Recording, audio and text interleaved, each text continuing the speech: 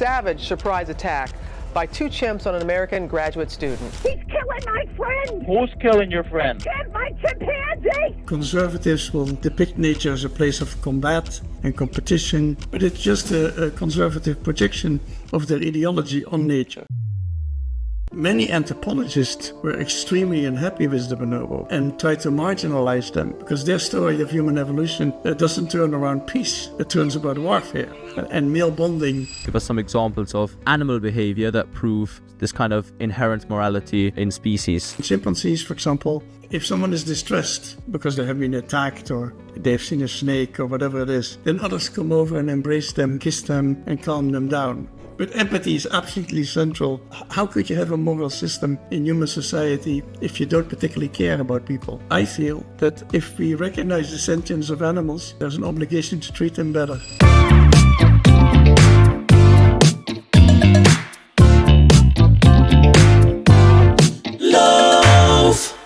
To bring this back to one of your experiments, because I think one of the things that you're most famous for is obviously your experiments, which have often gone viral for their relatively astounding results. There's one experiment which really struck me where you have two monkeys and one of the monkeys gets a cucumber and the other gets a grape. And obviously these monkeys, I think they were capuchin monkeys, but correct me if I was wrong. One gets a grape and they obviously prefer grapes. And the one who gets a cucumber gets really annoyed, gets pissed off and throws the cucumber at the person conducting the experiment because they feel there's inequity. And I was wondering, what does this tell us about primates and to what extent can this be applied to humans?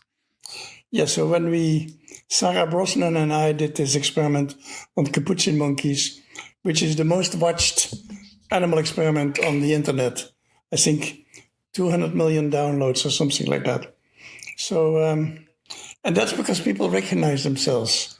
They see a monkey who gets shortchanged and reacts aggressively, and they recognize that because they have sometimes a salary that is too low or whatever it is.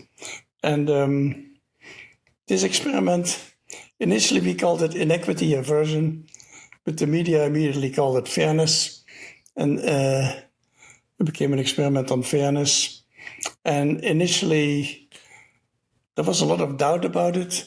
But now we have maybe 40, 50 studies, maybe more, maybe 100 studies of this kind of phenomenon.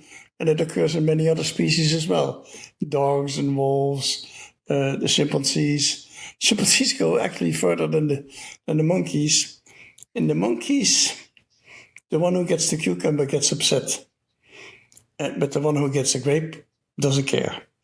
In the chimpanzees, the one who gets the grape may wait till the other one also gets a grape before he eats it. So in chimpanzees, there's more concern about the relationship, I think, than in the capuchin monkeys. I think it's a pretty strong biological basis I do philosophy, and kind of what people talk about as in throughout the history of philosophy, something that's constantly seen as like the golden rule of reciprocity. Like in the Bible, for example, do unto others as you would have done unto you. Mm-hmm, mm-hmm. And it's basically probably like the basic biological root of that. Yeah. The reciprocity rule is just as essential for human morality as the empathy. Those are the two pillars for me of human morality. Hey guys, I hope you're enjoying the episode. I just wanted to drop you in a word from our sponsor Manscaped. You can use the discount code LOAF to get your discount, because even a lion needs to tame its mane. Get the Performance Package 5.0 Ultra from Manscaped now. Stay fresh with no cuts, so that your baguette leaves no crumbs.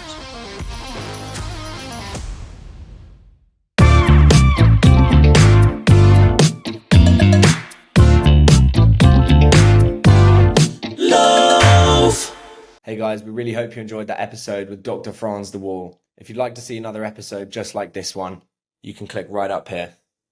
Take care.